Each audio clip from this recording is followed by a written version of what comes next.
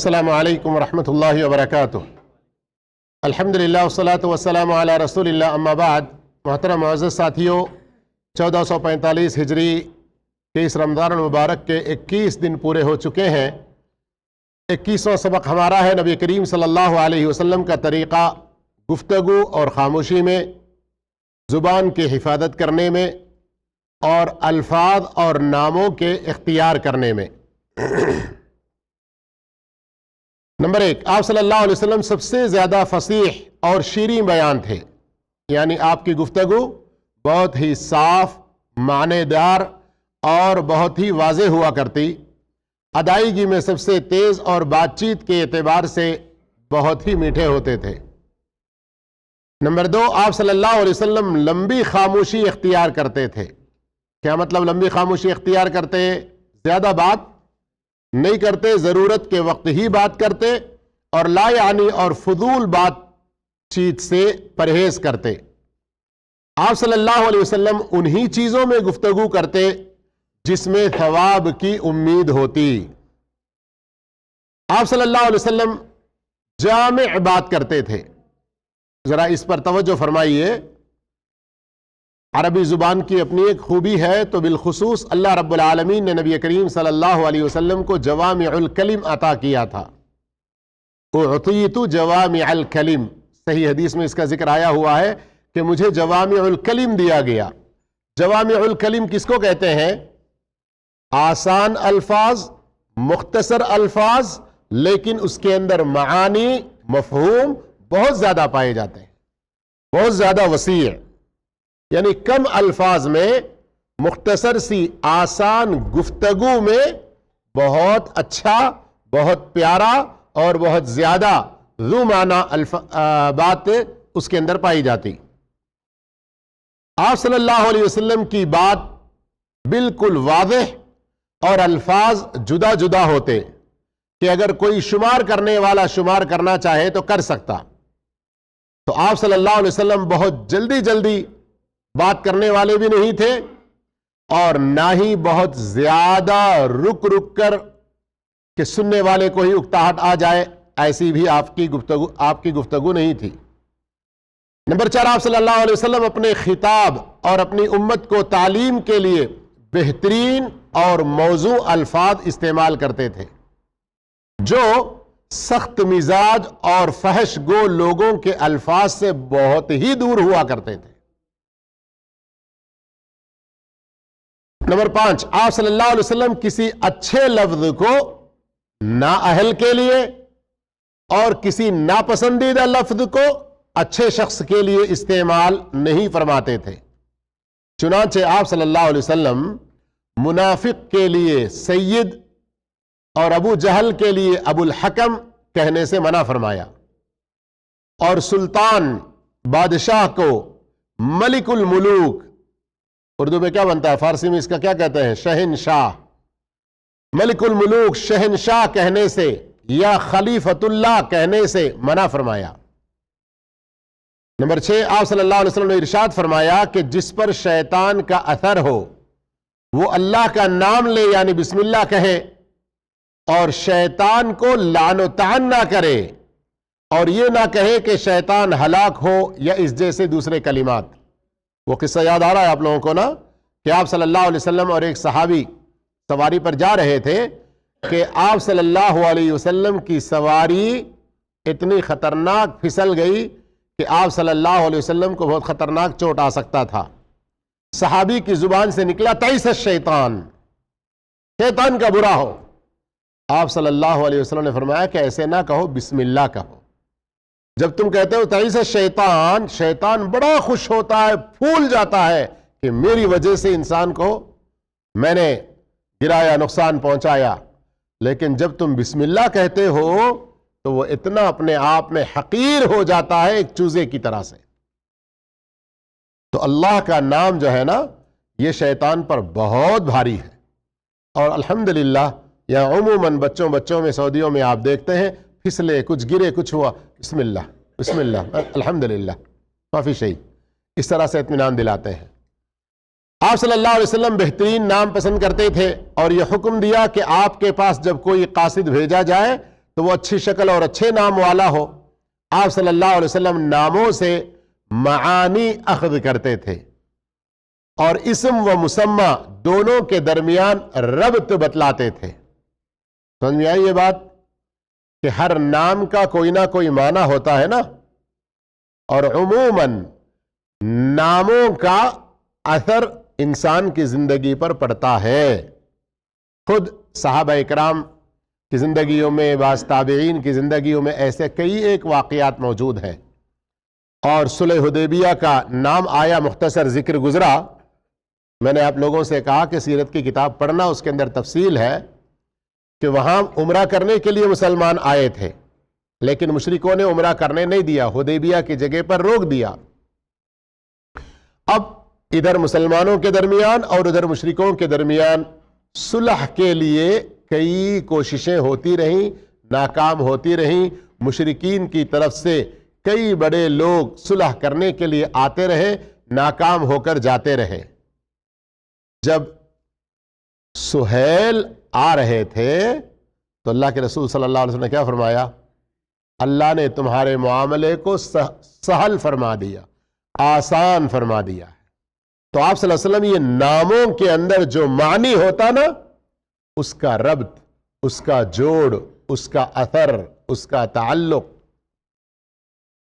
ایک تابعی بیان کرتے ہیں کہ ہمارے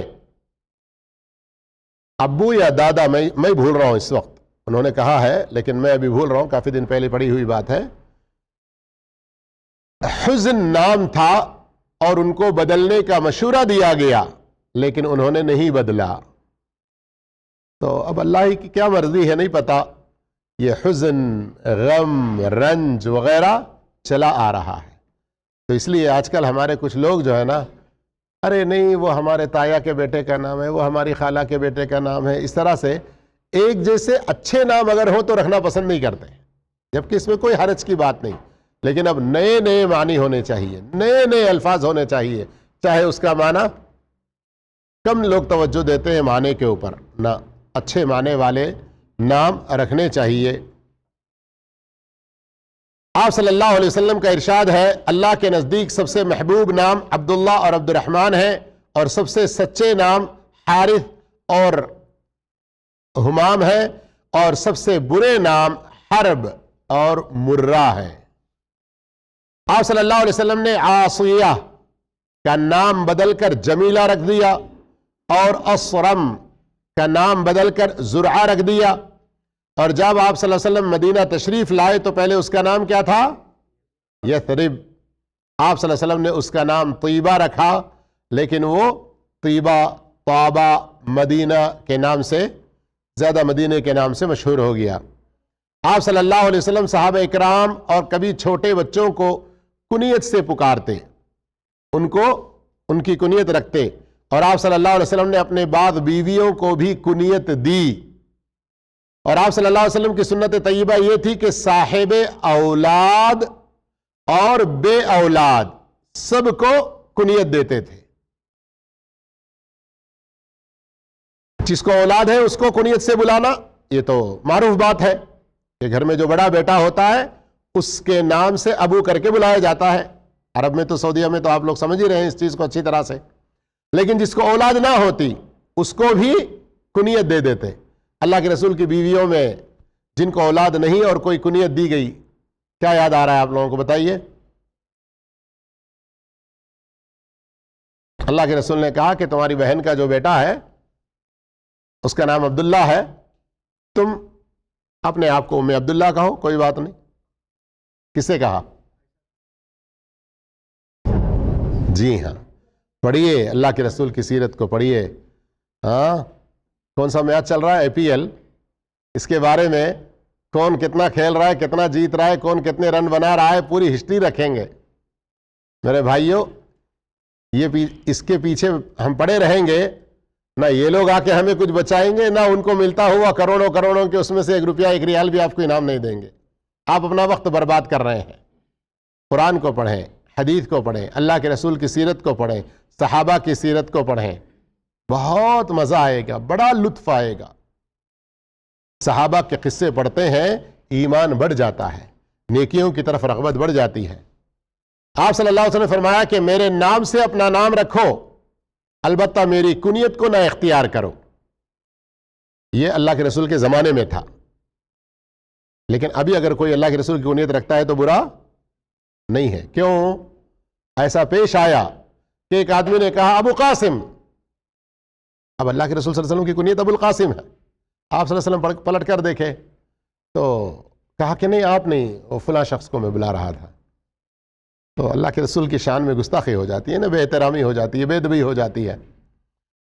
آپ صلی اللہ علیہ وسلم نے اس بات سے منع فرمایا کہ عشاء جو نماز ہے اس کو عشاء کے بجائے عتمہ کہیں، اس سے منع کیا۔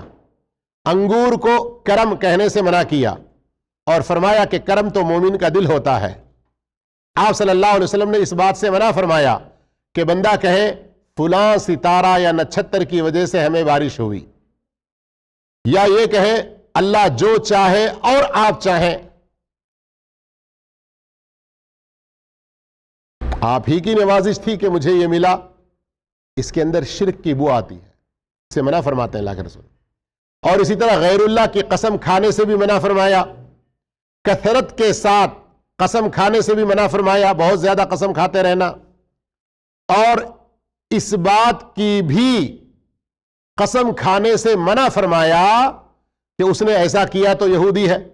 بعض لوگ کچھ جذبے میں غصے میں ہوتے ہیں، اگر میں ایسا کیا تو مسلمان ہی نہیں ہوں، اس طرح نہیں کہنا چاہیے۔ اور یہ کہ کوئی آقا اپنے غلام کو یا اپنی لونڈی کو یہ میرا بندہ، یہ میری بندی، اس طرح سے کہنے سے بھی منع فرمایا۔ یا کوئی انسان کہے کہ میرا نفس خبیث ہو گیا یا شیطان ہلاک ہوا، اے اللہ اگر تو چاہے تو مجھے بخش دے، اس طرح کہنے سے بھی منع فرمایا۔ اب ہر ایک کی کچھ اور تفصیل کر سکتے ہیں لیکن وقت ساتھ نہیں دے گا، لیکن کیا کہنا منع ہے یہ تو سمجھ میں آ گیا نا آپ لوگوں کو۔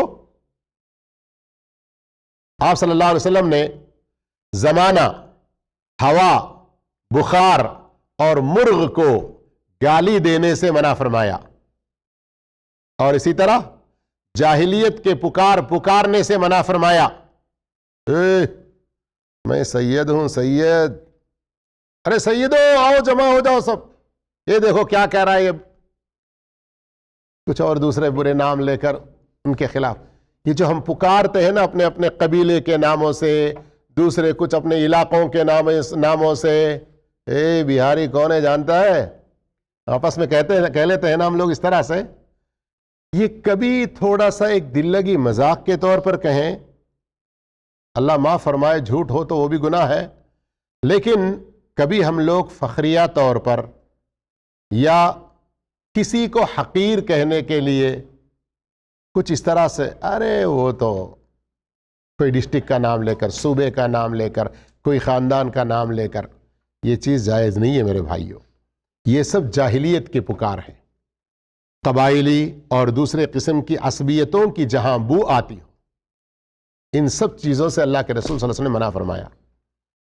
بنو المستلق جنگ سے لوٹتے ہوئے مہاجرین کے ایک آدمی، انصار کے ایک آدمی کے درمیان میں لڑائی ہوئی۔ مہاجر اور انصار کے لفظوں سے، ان ناموں سے قرآن میں اللہ نے تعریفیں بیان کی ہیں نا، اور آج بھی ہم بار بار کہتے ہیں مہاجرین، انصار۔ لیکن جب ایک مہاجر آدمی اور ایک انصاری آدمی کے درمیان میں لڑائی ہوئی اور اس نے کہا اے مہاجرو، اے دیکھو انصاری میرے اوپر کیا کر رہا ہے، آ جاؤ، اے انصاریو تم بھی آ جاؤ۔ اب یہاں کس لیے تھی یہ آواز، یہ پکار کس لیے تھی؟ اچھائی کے لیے، برائی کے لیے؟ اب ذرا غور کیجئے، آپ اللہ کے رسول صلی اللہ علیہ وسلم کو خبر ملی تو وہاں تشریف لائے، اور آپ صلی اللہ علیہ وسلم نے ان کو نصیحت کی اور ان کو لڑائی سے باز رکھا، لیکن وہاں کیا فرمایا جانتے ہیں؟ دعوها فإنها منتنہ، یہ سڑے بدبودار اس طرح کے الفاظ کہنے سے تم بچو۔ غور کریں، سڑے، بدبودار، گندے اس طرح کے یہ الفاظ تم استعمال کرنے سے بچو.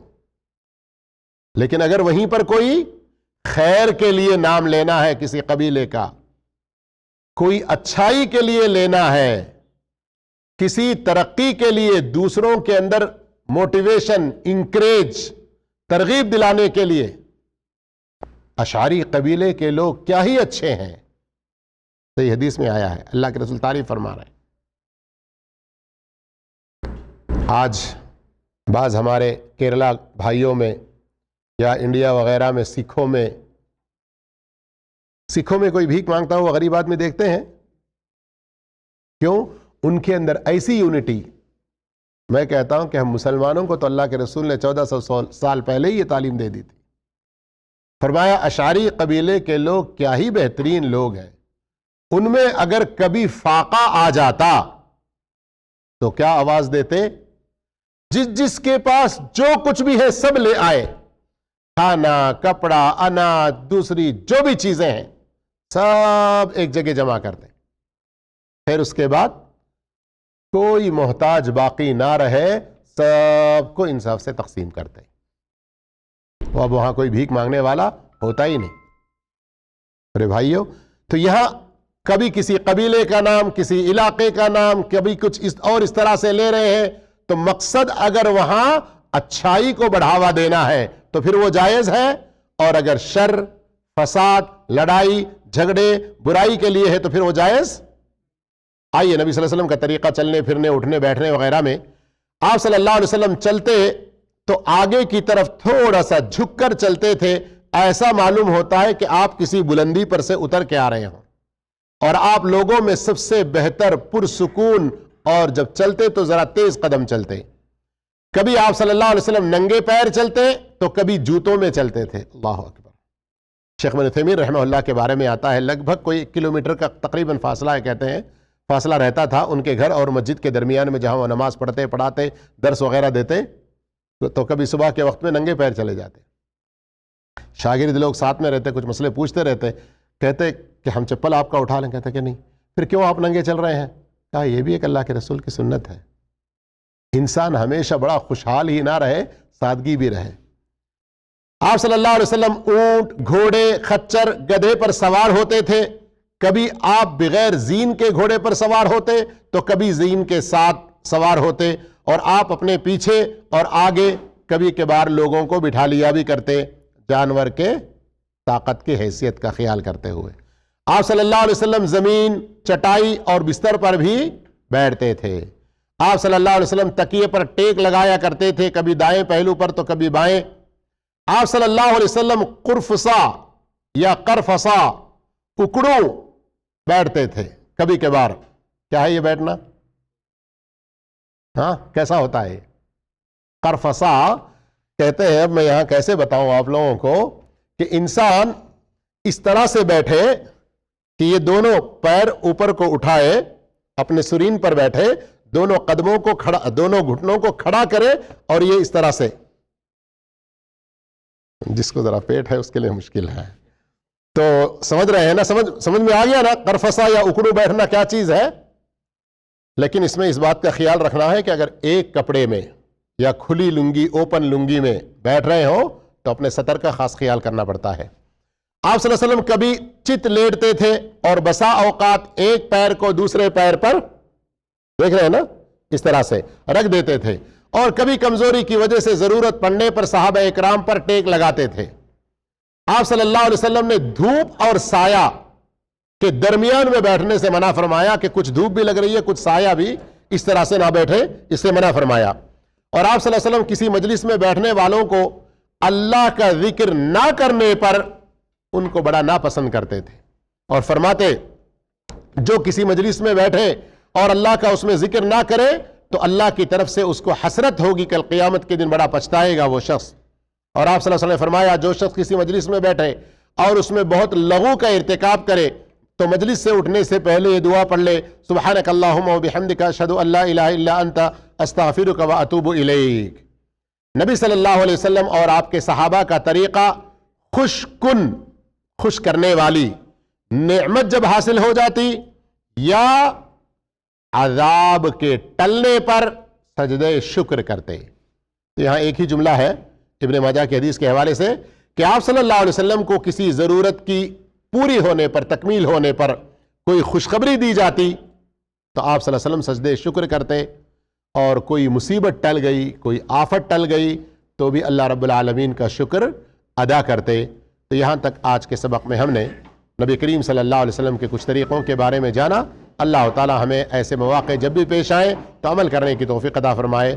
آمین. وآخر دعوانا الحمدللہ رب العالمین. والسلام علیکم ورحمۃ اللہ وبرکاتہ.